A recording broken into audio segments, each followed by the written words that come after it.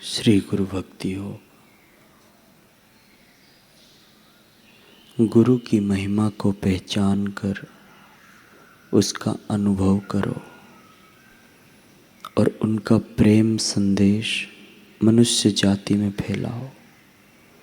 ऐसा करने से गुरु की कृपा आप पर उतरेगी। आचार्य के प्रति अपने कर्तव्यों से कभी भी विचलित मत हो। श्रद्धा, विनय एवं भक्ति भाव पूर्वक गुरु को खूब मूल्यवान भेंट देनी चाहिए। गुरु को श्रेष्ठ दान दो। गुरु को लापरवाही में दी हुई भेंट भी शिष्य को वापस नहीं लेनी चाहिए। गुरु की सेवा करते समय अपने भीतर के हेतुओं पर निगरानी रखो।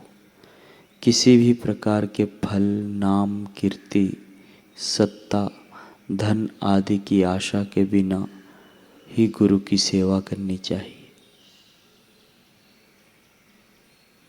जब आप अपने गुरु के साथ व्यवहार करो तब सच्चाई एवं निष्ठा रखना। गुरु भक्ति योग में ईमानदारी के बिना आध्यात्मिक प्रगति संभव ही नहीं। जिस प्रकार चातक पक्षी केवल वर्षा के पानी की आशा में ही जीता है, उसी प्रकार केवल गुरु कृपा की आशा से ही शिष्य आध्यात्मिक मार्ग में आगे बढ़ सकता है। गुरु के प्रति आतिथ्य भावना दिखाना, गुरु के प्रति आतिथ्य भाव दिखाना यह सर्वोच्च यज्ञ है। गुरु चरण में आश्रय लेकर प्रेरणा पाओ। प्रेम गुरु के चरण कमलों के साथ शिष्य के हृदय को बांधने वाली सुवर्ण की कड़ी है। ईश्वर का अनुभव करने के लिए गुरु भक्ति योग सबसे सरल, सचोट, त्वरित और सलामत मार्ग है। आप सब गुरु भक्ति योग के अभ्यास से इसी जन्म में ईश्वर का अनुभव प्राप्त करो। गुरु के नाम की शरण लो। सदैव गुरु के नाम का रटन करो।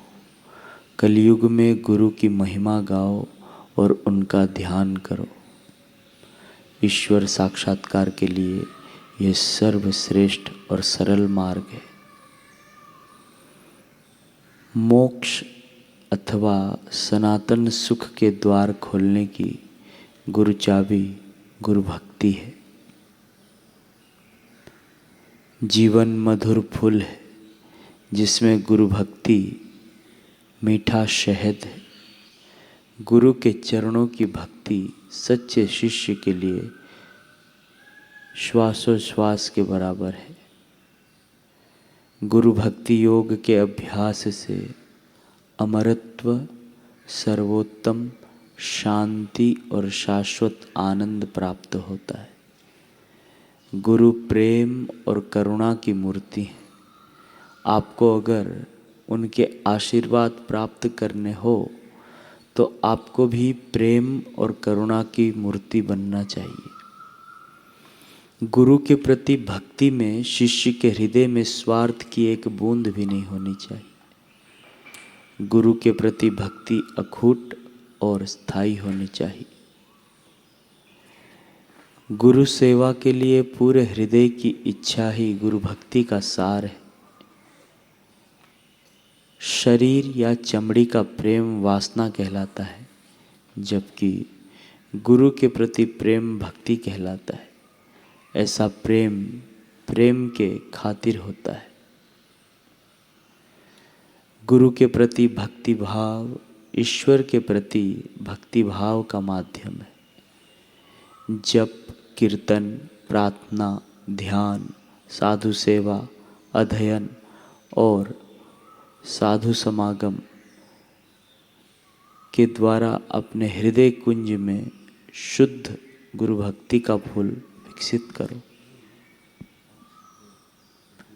गुरु की सेवा आपके जीवन का एकमात्र लक्ष्य और ध्येय होना चाहिए। स्वयं की अपेक्षा गुरु के प्रति अधिक प्रेम रखो। अपने शत्रुओं के प्रति प्रेम रखो। अपने से निम्न कोटि के लोगों के प्रति प्रेम रखो। प्राणियों के प्रति प्रेम रखो। अपने गुरु के प्रति प्रेम रखो। सब साधु संतों के प्रति प्रेम रखो। गुरु की निस्वार्थ सेवा, महात्माओं का सत्संग, प्रार्थना और गुरु मंत्र के जाप द्वारा ही धीरे धीरे विश्व प्रेम का विकास करो। अन्य लोगों ने जो चीज महाप्रयत्न से सिद्ध की है वह आप गुरु कृपा से प्राप्त कर सकते हैं। धन्यवाद है विनम्र लोगों को, क्योंकि उन्हें तुरंत गुरु कृपा मिल जाती है। जिन्होंने गुरु की शरण ली है, ऐसे पवित्र आत्माओं को धन्यवाद है, क्योंकि उनको परम सुख अवश्य प्राप्त होता है। गुरु कृपा की प्राप्ति के लिए नम्रता एकमात्र राजमार्ग है। आध्यात्मिक आचार्य अथवा सच्चे महापुरुष की प्रथम कसौटी उनकी नम्रता है। यह उनका मूल सद्गुण है।